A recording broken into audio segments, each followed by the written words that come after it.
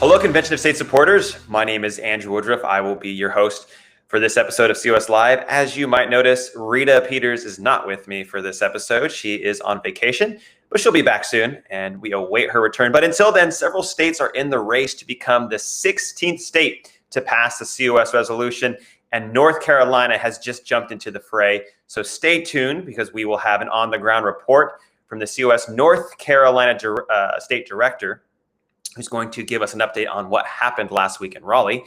Plus, with the influx of new supporters that are pouring in to our movement, it's essential that we do a quick refresh on what Article 5 is all about, what Convention of States is trying to achieve, and how the process works. Because I'm sure that you've never heard about it in your high school history class, and I'm sure if you went to college, you probably didn't hear it when you were in your civics class or your American politics class. So we'll be giving you a quick refresher on the process of Article 5. But before we get to all of that, of course, we have our Article 5 trivia giveaway with COS Vice President Mike Ruthenberg. Mike, take it away.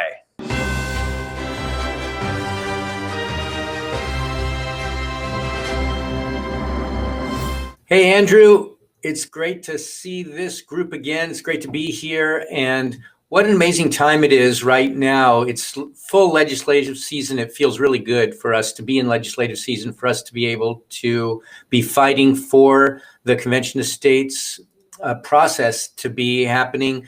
As you said, there's a battle going on for which one is going to be number 16. There's just a whole lot going on. And one of the interesting things that I've been noting, looking in the testimony, is the opposition. The opposition is so far out. They're usually from out of state. They're usually from either the John Birch Society or maybe the Schlafly Eagles. There's not very many informed people that are against. Actually, I should say there's no informed people against Convention of States, with the possible exception of people that really like big government, that think you should give all your money to the government so they can spend it for you. That's the only kind of people that like big government. At least that's what we're seeing. And when these people are coming to these legislatures in the states to testify, they're not constituents of these legislators who they should be, or at least should have that kind of influence. Or if they come in as a guest, they're supposed to be an expert on Article 5. They're supposed to know what they're talking about. Some of these people, maybe their background is a painter, or they have something. There's nothing wrong with being a painter, of course, but most painters don't claim to be experts with the Constitution. Usually the constitutional experts have some idea, some background, some study, some dues that they've paid in order to gain the understanding of what our Constitution does and says.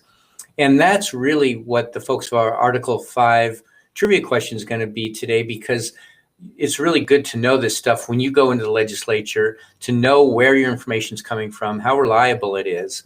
And in the meantime, I want to give a real quick shout out for the COS Store. And believe it or not, it's not open right now, as you may know, but we're going to be opening in less than 2 weeks. We're super excited about that. Right now I'm wearing one of the samples that was made to make sure that it's nice. This is a brand new design we have. I've got another new design right behind me here, and this one I'm going to give away. So this is going to be our prize today. It is a Defiant Shirt. We're all Defiant members. Certainly want to defy the tyranny that's brewing in America, the overarching size of the federal government. And so you can wear the T-shirt. You can put it in a place where you can see, where you can really know what is happening, or you can share with other people how you feel about Convention of States. And I'm really excited. I'll be announcing that opening real soon. But in the meantime, here's our Article 5 question for the day.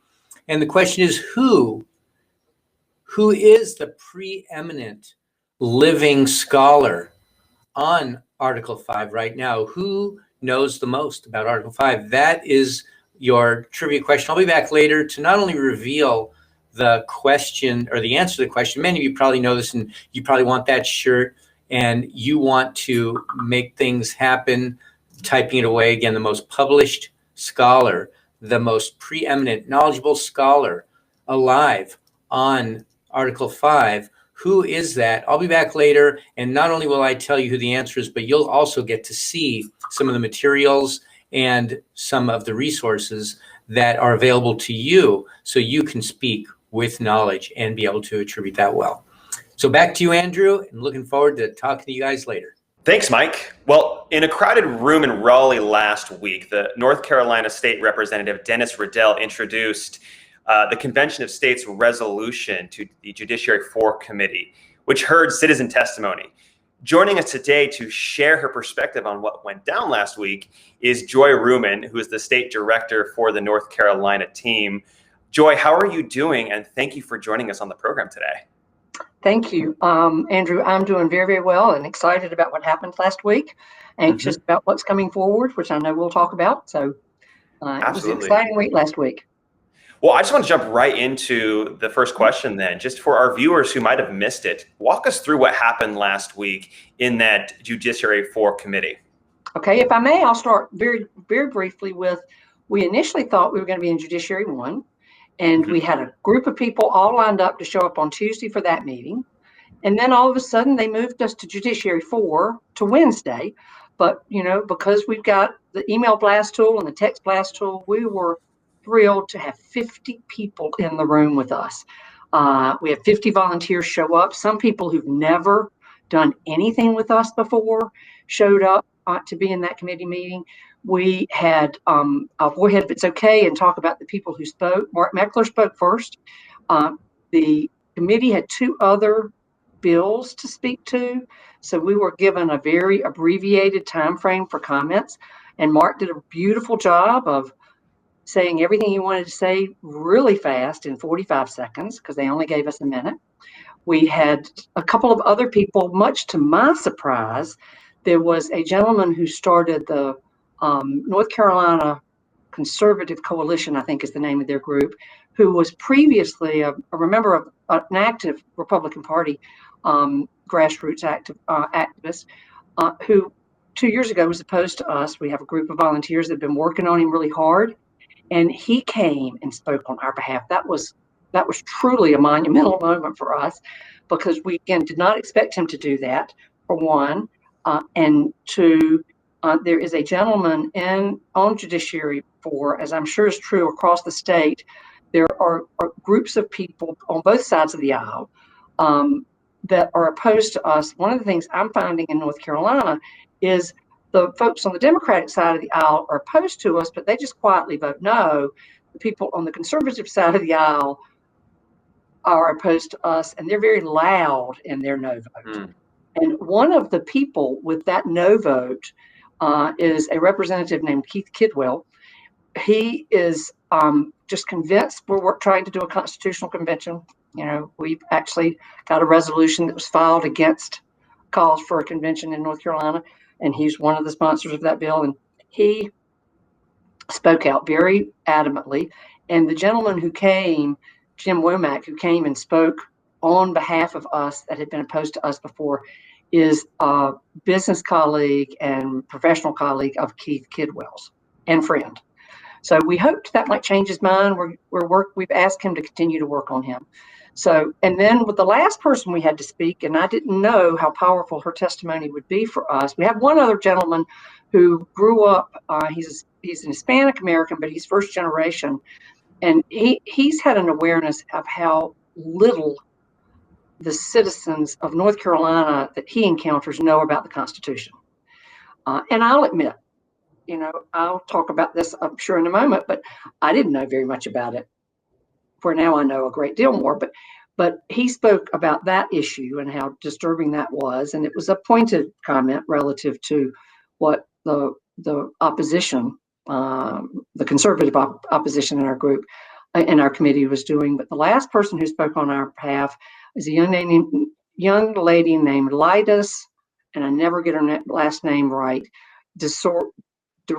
I won't even try it. Anyway, she moved to America with her mother when she was 8 years old from Cuba. I did not know her story until I was in that room that morning. Her father was a physician in some other highly trained role. I need to ask her because I do not remember that. But during, when she would have likely, she no doubt that the communist revolution in Cuba would have happened when she was a very young child or just before her birth. And at 5 years old, the regime came to her father and told him that he had to shut down his medical practice and go to work for the government. And it was not long after that that he committed suicide. And of course, that's heartbreaking for a 5-year-old, for any child, even any adult child, to lose their parent in that kind of way. So the testimony was very, very, very powerful. Did not seem to impact those that were opposed to us.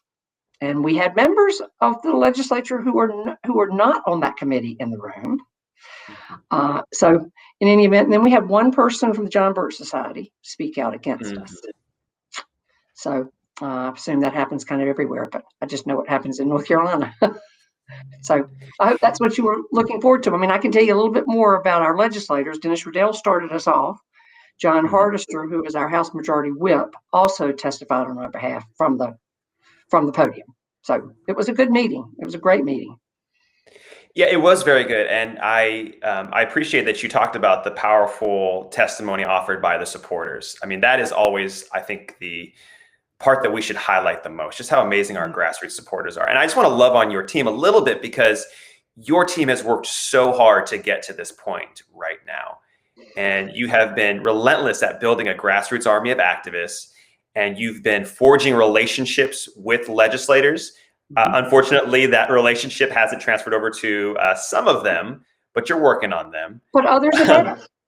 But others, yes, but you've had success in other areas in building relationships with your legislators, because that's the importance of this movement.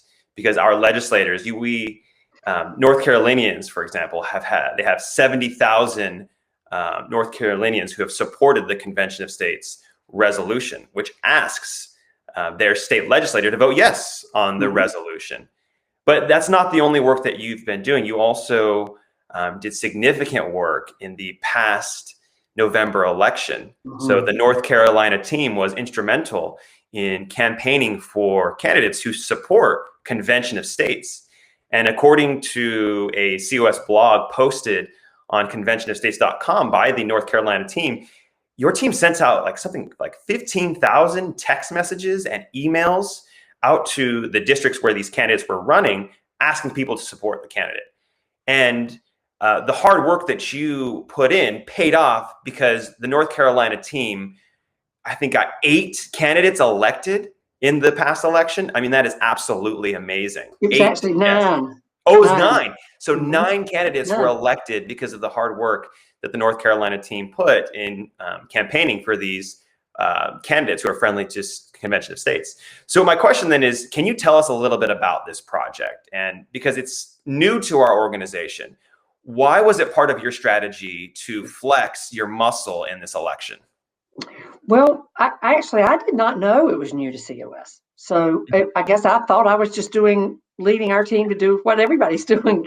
But we knew that we needed to do something to secure the support we needed. Our resolution went to what was first proposed, was first filed in the Senate in 2017, was killed in a floor vote by the House. And then we were in the resolution in 18 and 19, but we never got out of committee. And we were actually killed in caucus, which again is language I didn't know until I got involved in this movement. So that's what we knew we were leaving behind us. So we had to do something different for this year.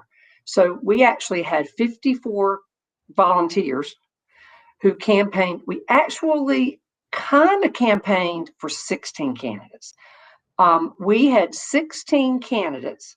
So, 16 candidates complete the COS survey. And for those that are listening to this, if you don't know this already, we will not, as an organization, at least in North Carolina, we won't. I think this is a national commitment. We won't use our resources or organizational resources from COS to campaign for somebody who hasn't committed to supporting us if they win. So we did that. We did some work for 16. We use information from a local think tank about the probability of winning based on Republican and Democratic support in a particular district. And 4 of those candidates had virtually no chance of winning. We did still support them with our supporters. We sent emails and texts saying, please support this individual. There were 12 that we actively campaigned for.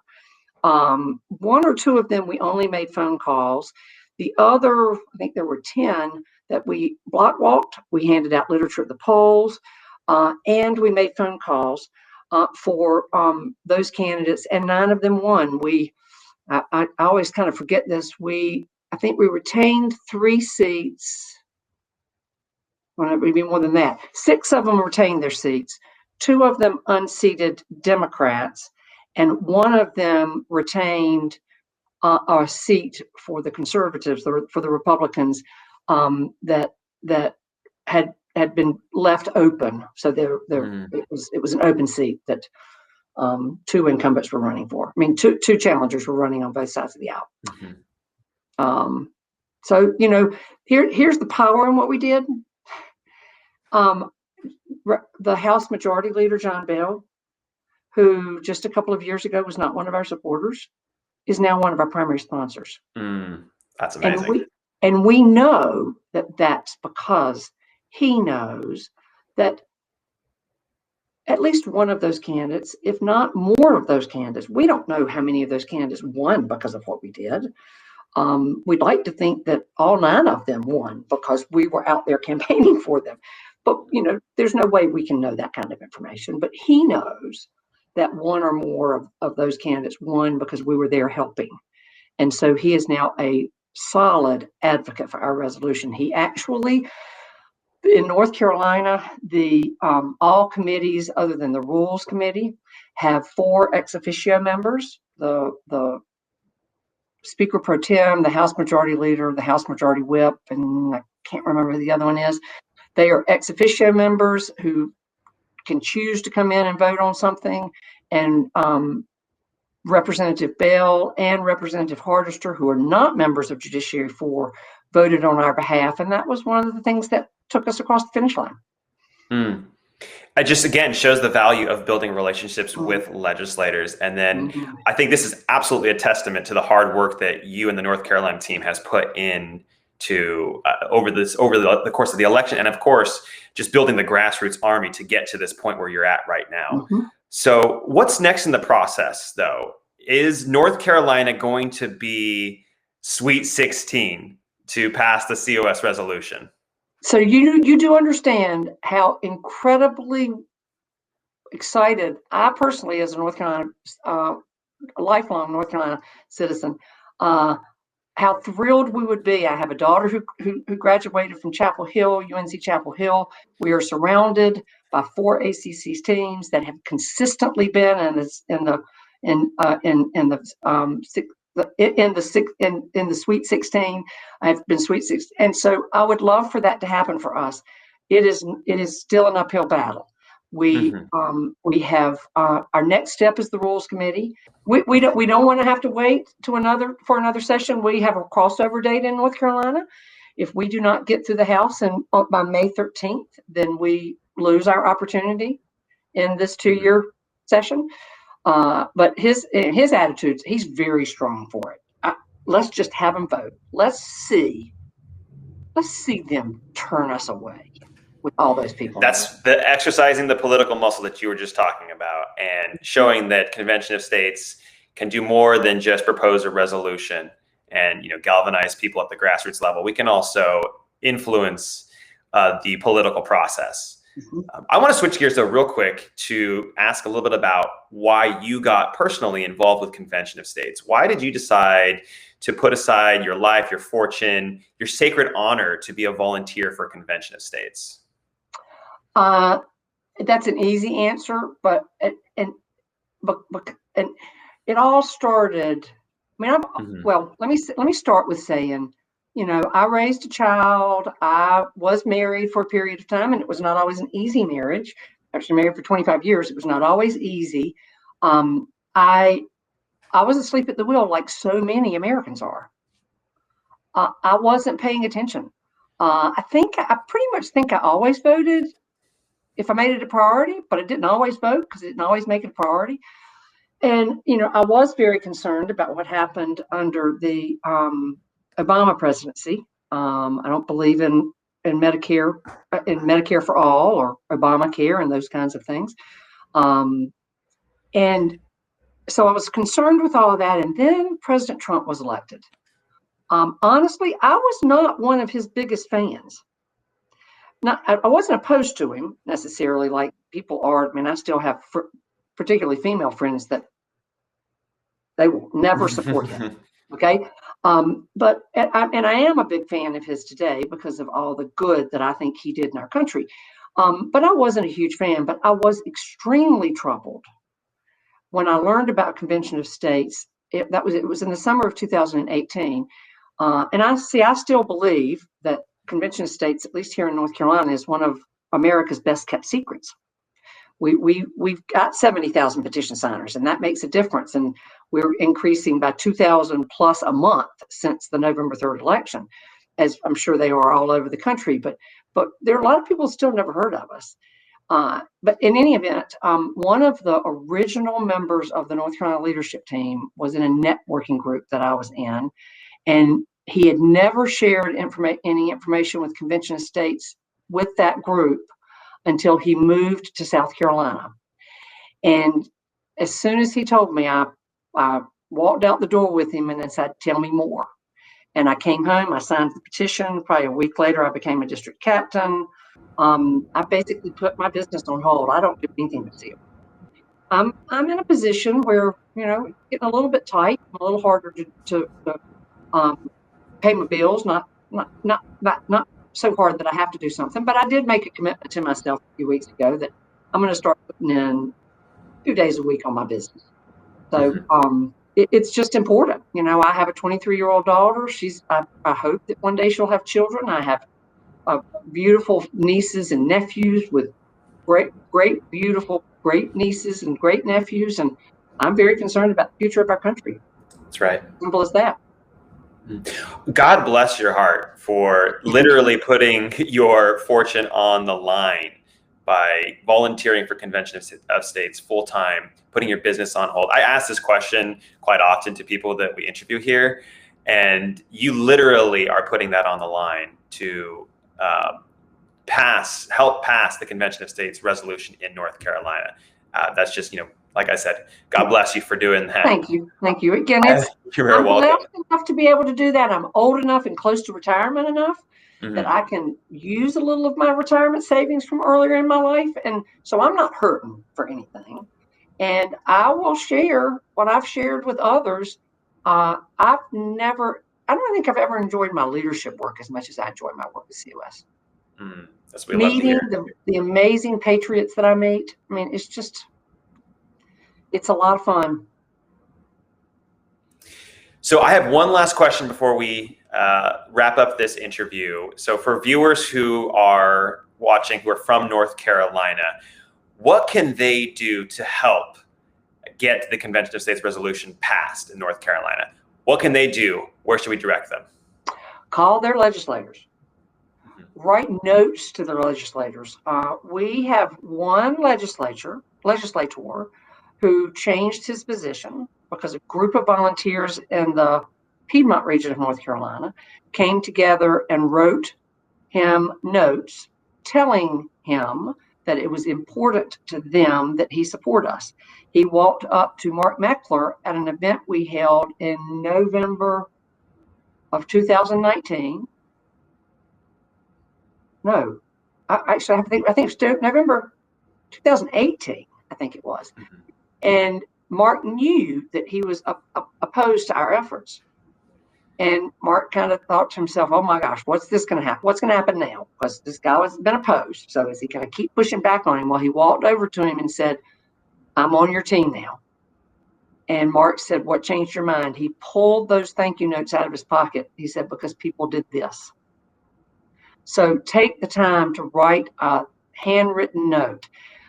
If join us. Actually, if you're available, watch your email, watch your text. Join us next Tuesday. We have our statewide volunteer call on at 8 p.m. on Tuesday nights, and we really want to organize some notes. We have a resolution that passed HJR 172 in North Carolina that is for U.S. term limits. And one of our objectives, one of our goals is to get people to write thank you notes to those legislators who voted for that resolution and say, and please be sure to vote for ours when it comes up. So, it's that. Go to the Take Action page, join one of our teams across the state. We're up to 67 district captains, or 67 districts covered by district captains out of 120. I have a couple that are probably going to fall off because they always kind of ebb and flow. But we need volunteers all across the state. Well, thank you so much, Joy, for joining us on the program. Thank you for having me. Of course, we hope to bring you back when North Carolina passes the COS resolution. Hopefully it will be number 16. On but until then, 21st, 2021 on our rally day.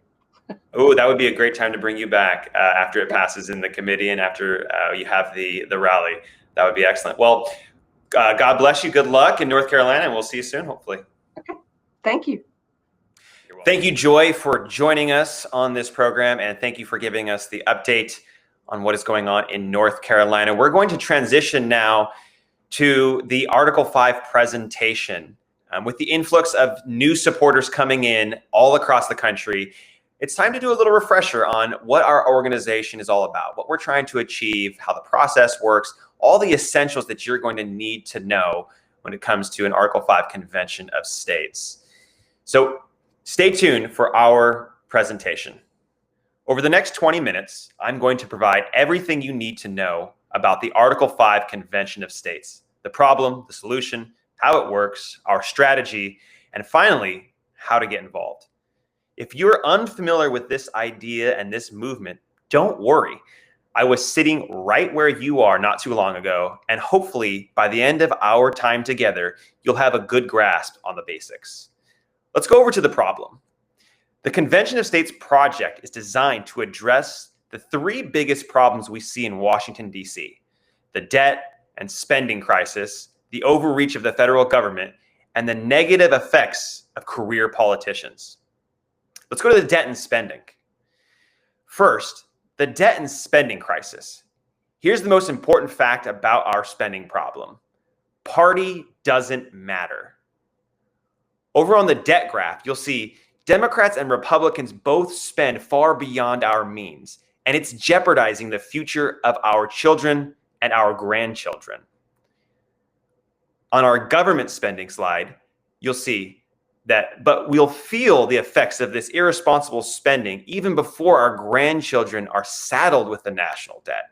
According to expert analysis, the Medicare fund will be depleted by 2026, and Social Security will be gone by 2034. Over to the next slide. The second problem is government overreach. There are many ways that Washington abuses its power, but one of the most egregious happens every day in federal bureaucracies. Most people don't realize that bureaucrats are not elected, and yet they are responsible for the vast majority of the laws and regulations under which we live. Here's the problem. Article 1 of the Constitution says that all legislative power is vested in Congress. I think this video does a great job illustrating how far we've departed from that idea.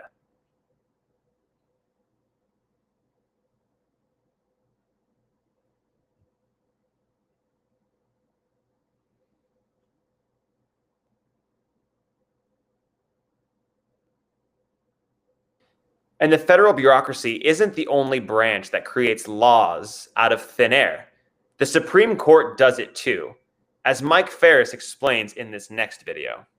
People like us, people that are frustrated with Washington, D.C., often say, well, they don't follow the Constitution anyway. Not true. They follow the wrong one. They're following the Constitution as interpreted by the Supreme Court rather than the Constitution as written. This, taking out of my pocket, is a pocket constitution. 4,000 words in the original document, 4,400 words. If you count the amendments, we're talking about 7,000 words. But here is the Constitution in force today.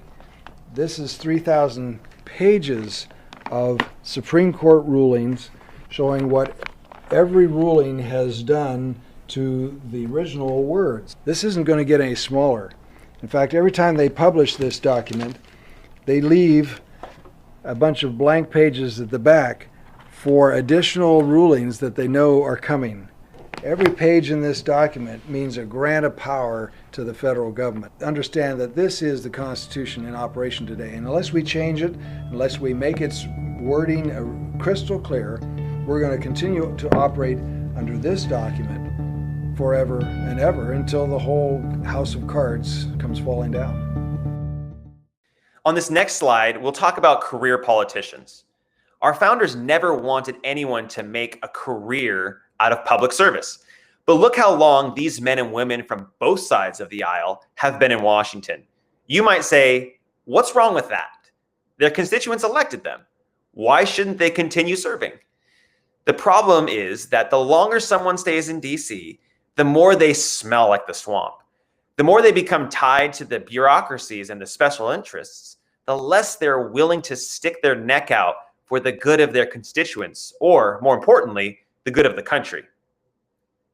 And you'll see in this next slide that the problem is just getting worse.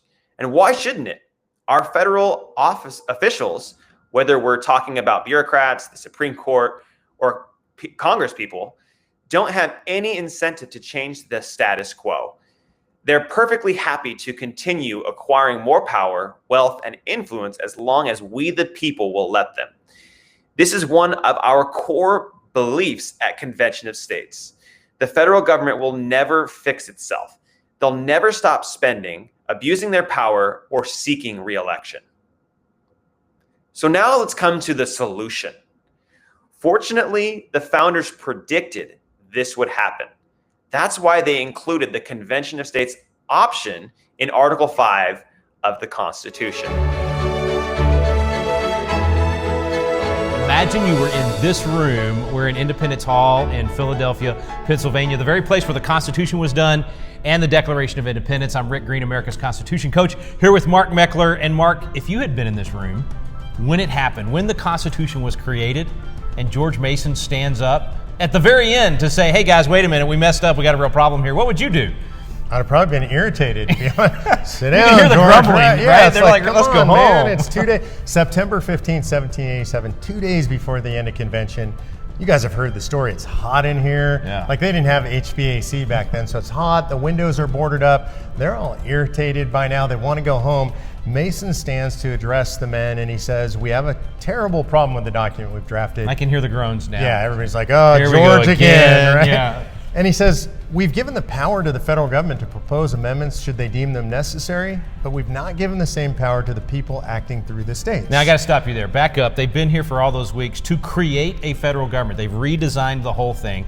The Constitution is designed. Here's our 3 branches of government. Here's what states can do. Here's what federal government can do. They've created all of that. And he's saying, wait a minute, we have a problem. Yeah, and there's a little bit of lost history in there. Actually, the very first draft that went out to the working committees contained this power. The states had the power. I didn't know that. The federal government didn't, actually. And when it came back, somehow it had been reversed. And so he notices this at the last minute, literally brings this problem up. Everybody groans. We think we don't have the videotape, right? Yeah. But then he asks a question that I think is the real question, and this question resonates across the ages. He says, are we so naive that we believe that a federal government that becomes a tyranny will ever propose amendments to restrain its own tyranny?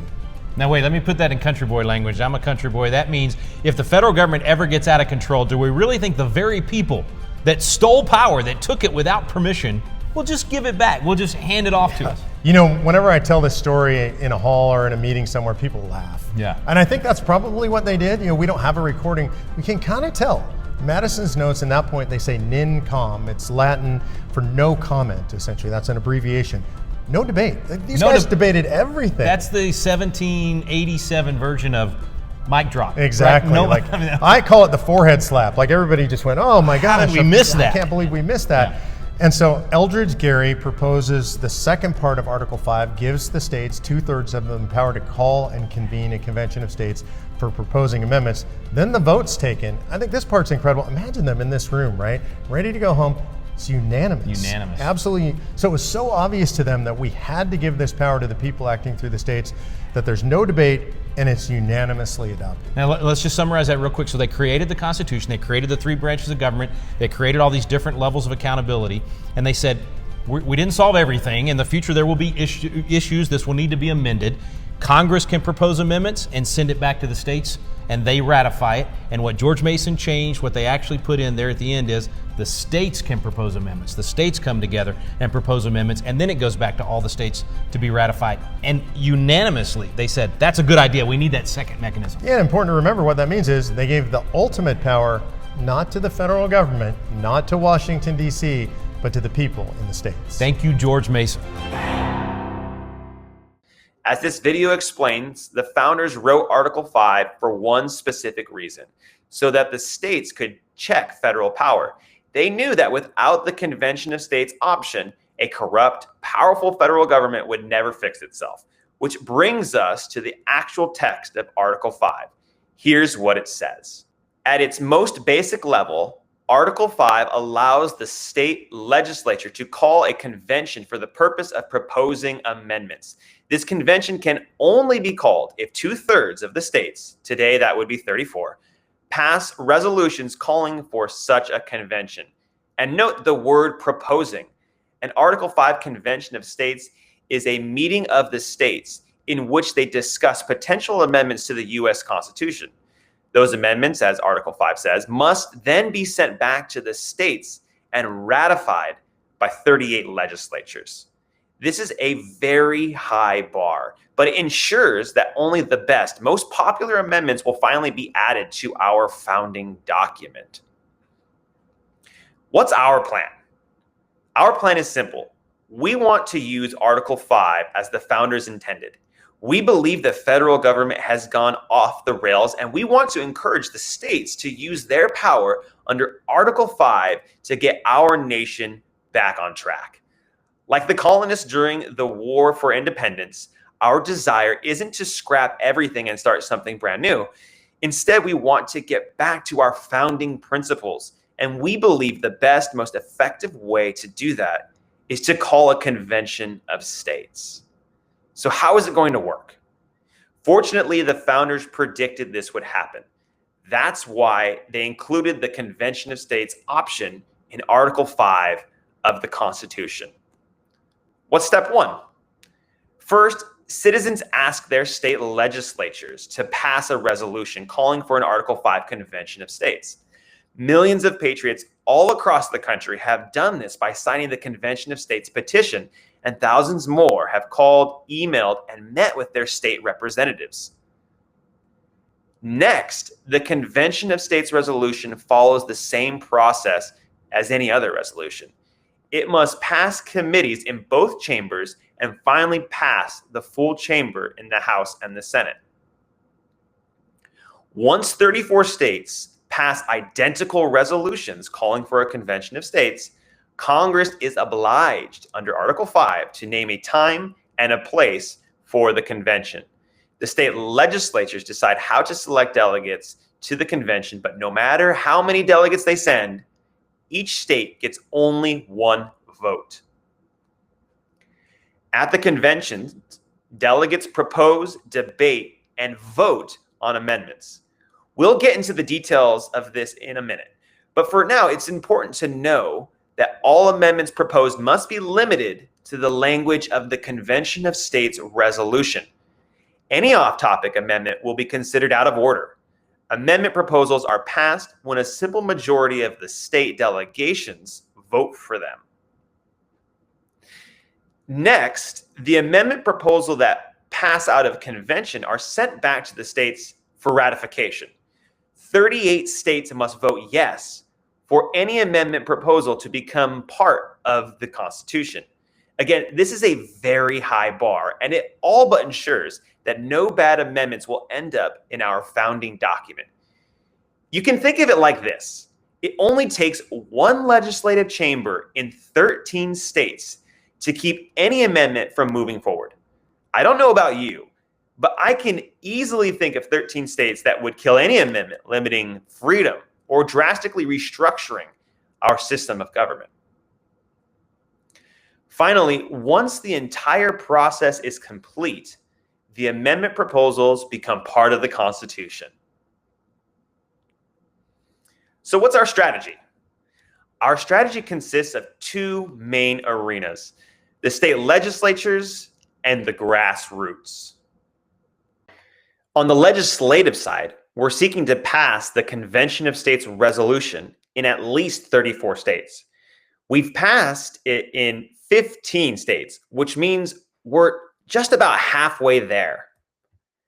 Our resolution calls for amendments in three distinct categories that limit the power and jurisdiction of the federal government, impose fiscal restraints on Congress, and mandate term limits for elected officials.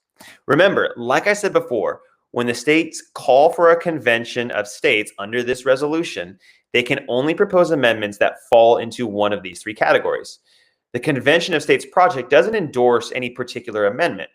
Rather, we want the states to debate and propose specific amendments that are under our three broad topics. Here's where you come in.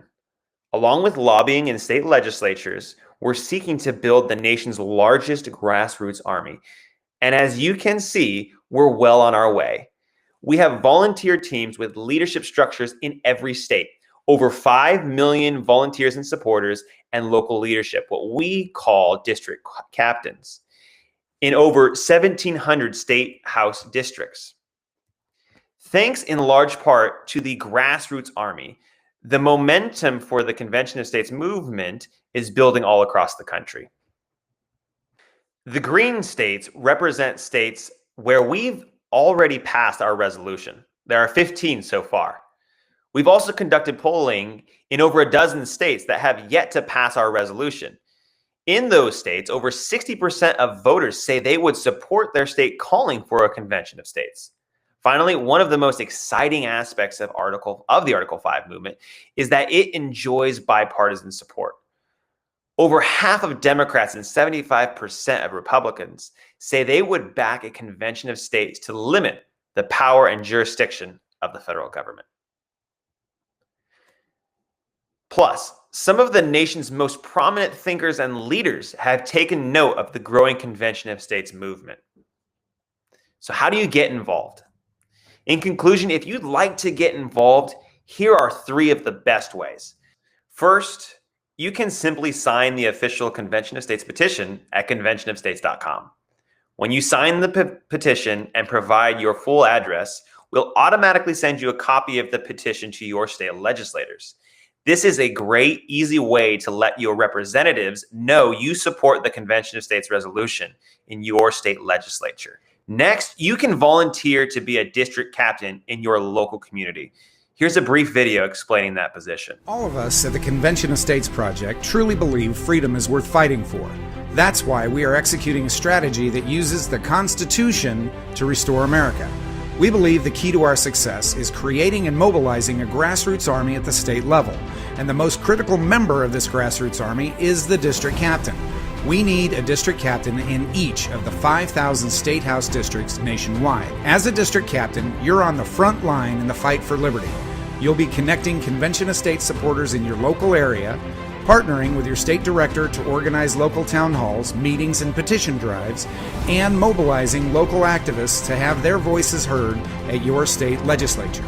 We will give you all the tools you will need and proudly stand shoulder to shoulder with you as we recruit, train, mobilize, and engage the largest grassroots army in the history of the United States. So be a part of the movement that refuses to let liberty die and stands up for our children and their future. Welcome aboard.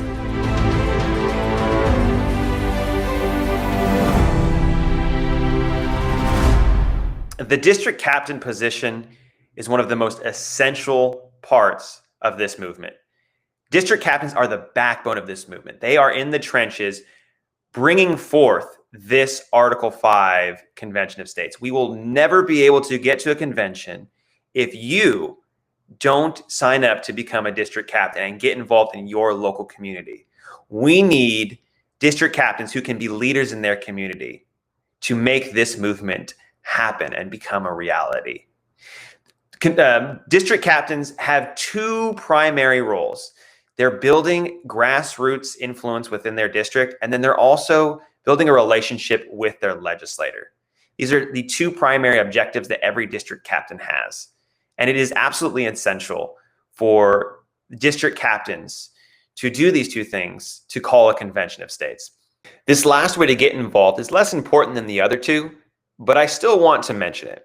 We rely heavily on our amazing volunteers, but like any organization, the Convention of States Project also relies on our generous donors to keep up the fight for liberty. If you'd like to contribute, you can do so at conventionofstates.com/donate. That's it. Thank you so much for your time and attention today. All right, well, we are going to transition to Mike Ruthenberg, who has the answer for our Article 5 trivia giveaway. Mike, back to you.